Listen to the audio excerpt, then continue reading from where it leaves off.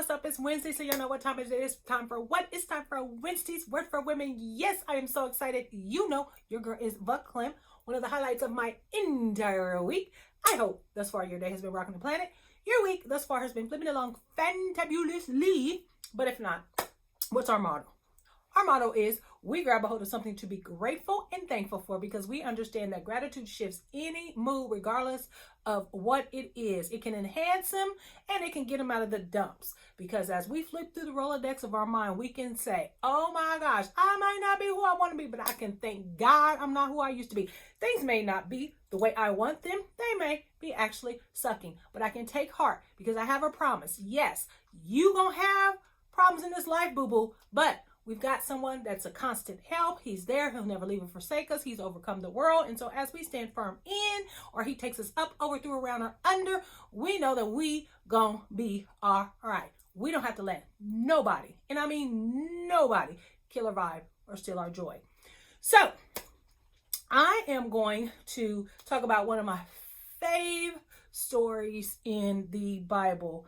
And it is because I resonate with her so much. And because it is a female, don't let that throw you off.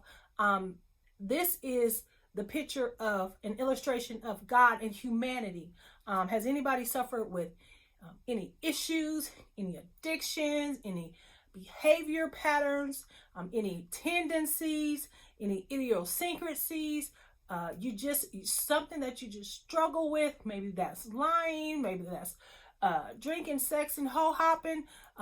Maybe it's pride. Maybe it's you are workaholics, or maybe you paper chasing. That's for status. You just want to get married, or you just want clout, or whatever the case may be that is unhealthy. And it's not just unhealthy, it is hindering you, it's killing you, it's stopping you from living your best life. Because every time things get to going well, you cool, but then here comes this thing. You think you got it beat, you think you are right, but it's there, it's constant.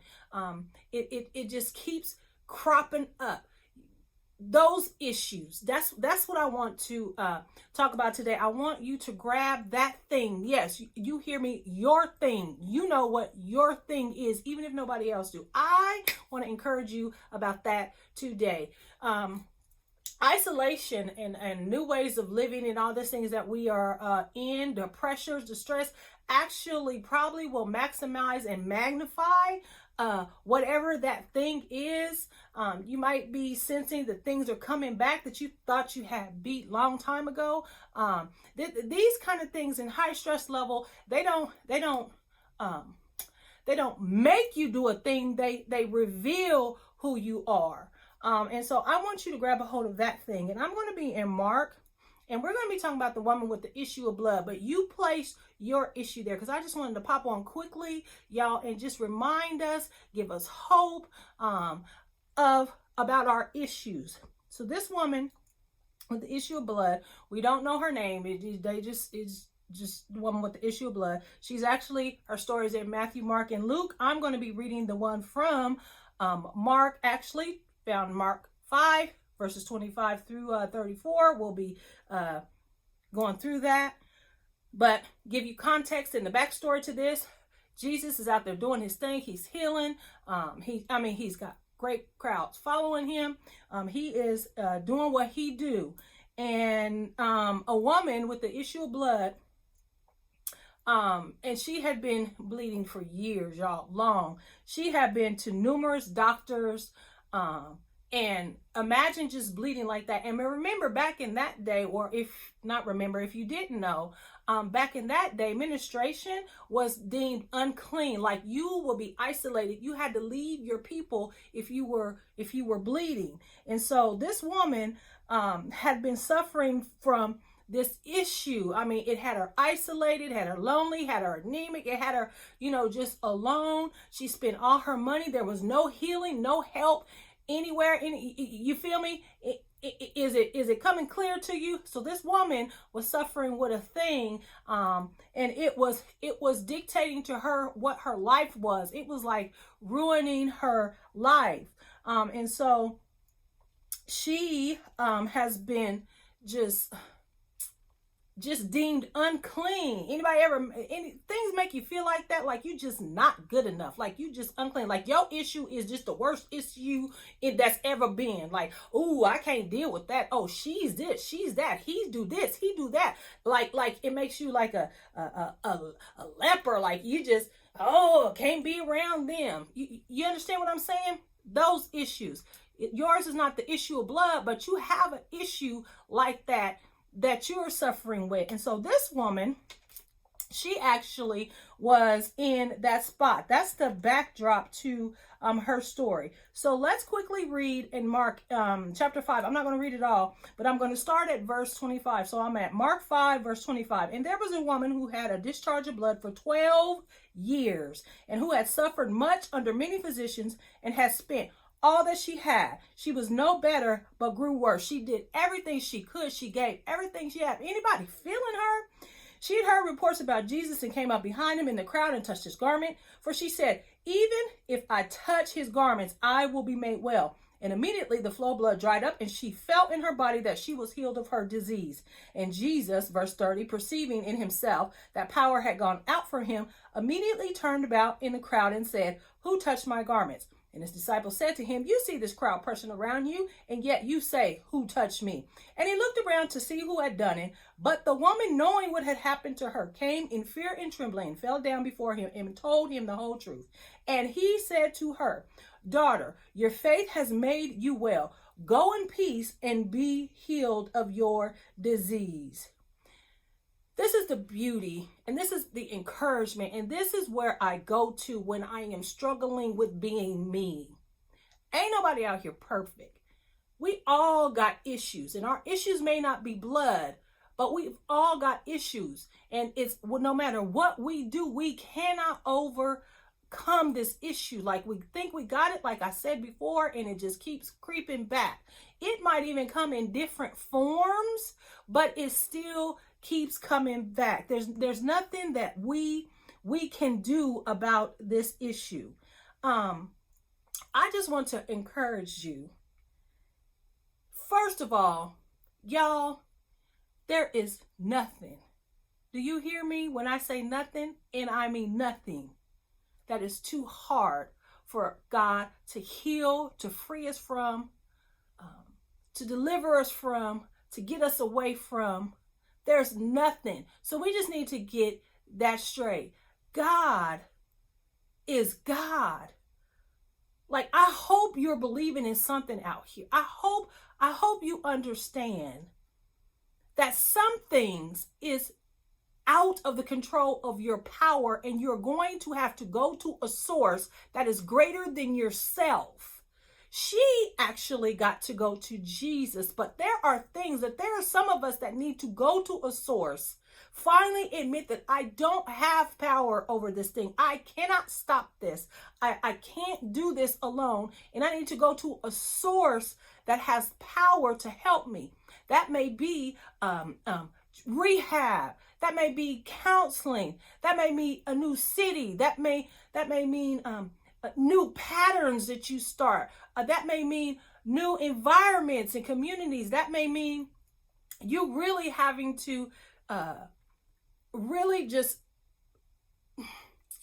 admit that you can't, and go to a person that can help you do whatever it is you need to do. Y'all, we're so prideful. We're so afraid to admit, like, man, I done did everything I can. This woman gave all she had. She gave all she had. She did all she knew to do, and nothing worked. It didn't help her. I encourage you to see what it is, that thing.